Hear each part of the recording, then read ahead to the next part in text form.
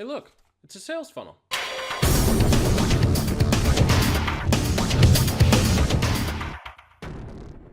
What's up, guys? Jason here, and welcome to episode 10 of Building an Online Business from Scratch. So if you're just joining us, I've been going through the process that I've been following to create an online consulting practice from scratch. So in today's episode, we're going to talk about something that's really important and critical to the success of almost any business, and that is sales funnels, specifically what a webinar sales funnel looks like. So I'm going to walk you through the process of how I developed this particular version of the webinar sales funnel, because there are definitely different ways you can do it, and then give you a little insight into how I came up with each step of the process. So first, I wanted to show you guys this image again, and this is just a big overview picture of the large sales funnel that I'm putting together to put together a consulting practice. So of course you have advertising, drives to a landing page, and then that landing page gets the webinar sales funnel started. Now the key here is, for me, the webinar sales funnel is actually just a front end funnel. So it's designed for me to break even on my advertising dollars so I can essentially acquire leads for free. And then on the back end, I'll be selling coaching and consulting services, and that's where I plan on actually making money. So without further ado, let's zoom in there and take a look at what the webinar sales funnel looks like. So that's just this is kind of a smaller piece of that bigger picture. So as with most funnels, you're going to start with a landing page, and simply the purpose of the landing page is to get registrants for your webinar. So on the landing page, you're going to have your value proposition, a big, nice headline that says, this is why you should sign up. This is why it's valuable. And depending on what traffic source you're using, you may want to have several different versions of the landing page, just because some traffic sources are really lenient with what you can say on your landing pages, while others like Google and Facebook are quite strict. And if you're doing email drops, you might want to change the headlines as well. So that's a really good insight that I found in my research, is actually having multiple versions of this landing page specifically for the traffic that you're driving. Because if someone's already heard of you, you might want to say a little different things a little differently than if someone's never heard of you. You're driving from cold traffic.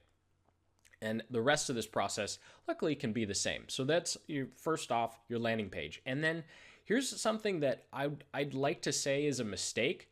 I haven't tested it for myself, but a big mistake I think people make is trying to make a sale right after the landing page, especially if it's cold traffic. If it's warm traffic, you've done some joint venture, you've got an email drop with people who already know who you are, then maybe it might be appropriate. But really, the whole purpose of this is to get people to sign up for the webinar and then actually show up. So because of that, right after they sign up, I have a short video, what I like to call the authenticity video, where essentially you show that you're a real person and you're actually going to be the one presenting the webinar. Even if it's going to be an evergreen webinar, you can still do this video. You just don't say that the webinar is live, right? Because you don't want to lie to your registrants. They've seen all the webinar software, so your registrant knows whether or not you're using one of those evergreen services.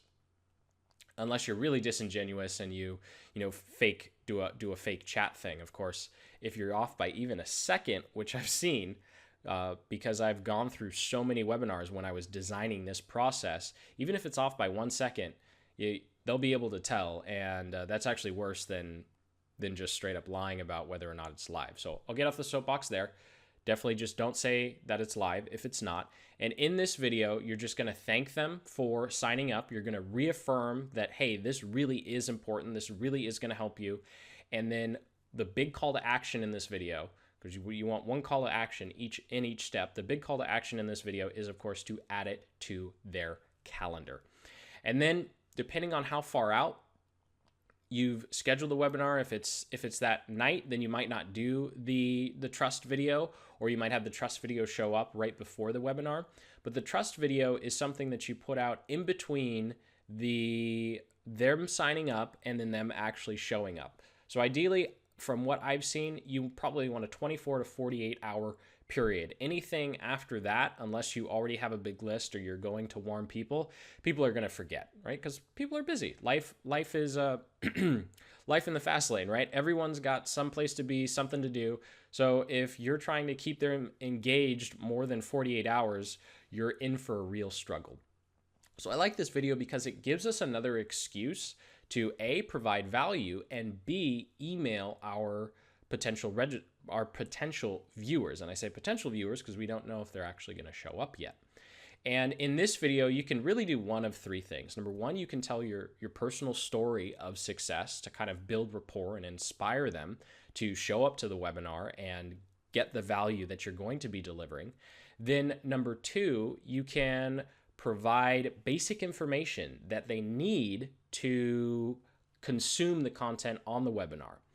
And then, of course, number three, handling objections. So you can do one of those or all of those, but essentially you're just, again, getting an excuse to send something to their inbox, to stay in front of them. Think of it like a remarketing campaign.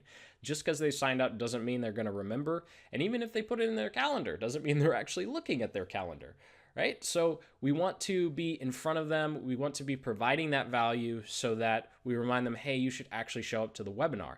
And this video gives us that excuse. Otherwise, you're just nagging them, hey, the webinar's in 24 hours. Hey, the webinar's in 12 hours. Hey, the webinar's in 6 hours. Hey, the webinar's right now in 15 minutes. The webinar's right now. The webinar started. The webinar's at 30 minutes. There's only so many reminder emails you can send before someone just gets annoyed and then just spams you and deletes you altogether. So that's why I really like this second video. And of course, you can actually add more videos. I just think when you're just getting started, these two videos are really key to bridge the gap between them signing up and then them going to the webinar. Because it's not like a typical sales letter or sales video where they might opt in and they immediately see the value-driven sales video. So we just need something in between to keep them engaged, to keep you in front of them without seeing, pushy or salesy. And then finally, speaking of sales, the webinar is the first time that I think you should present something to sell. And this is after funnel hacking, as Russell Brunson says, funnel hacking over 12 different webinar funnels from any people who are very big online, like Mike Dillard and Frank Kern and Russell Brunson, to lesser known names. So on the webinar itself, what's number one important is you start by building value and building rapport. You deliver whatever you promised, right? To make sure you actually deliver some value on the webinar. And then you can go into your pitch or your upsell or whatever the next step in the sales process you've put together has. So that's just a brief overview of the steps in the webinar funnel I've put together. I like to call this the ACT webinar funnel because it's about having people take action at each step and building authenticity, focusing on the customer, and then building trust. You can see the little acronym there.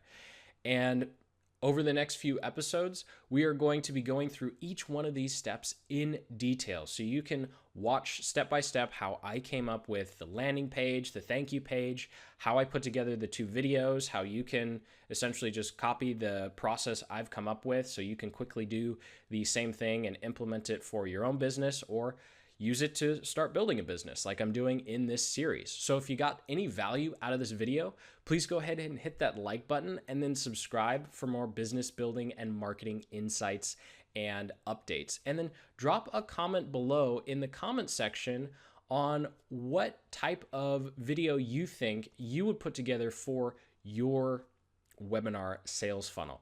Would you talk about your personal story? Would you handle some objections? And of course, as always, feel free to ask questions down there as well. I read every single one of them and I do respond. So remember, build the business you love, and I'll see you in the next episode.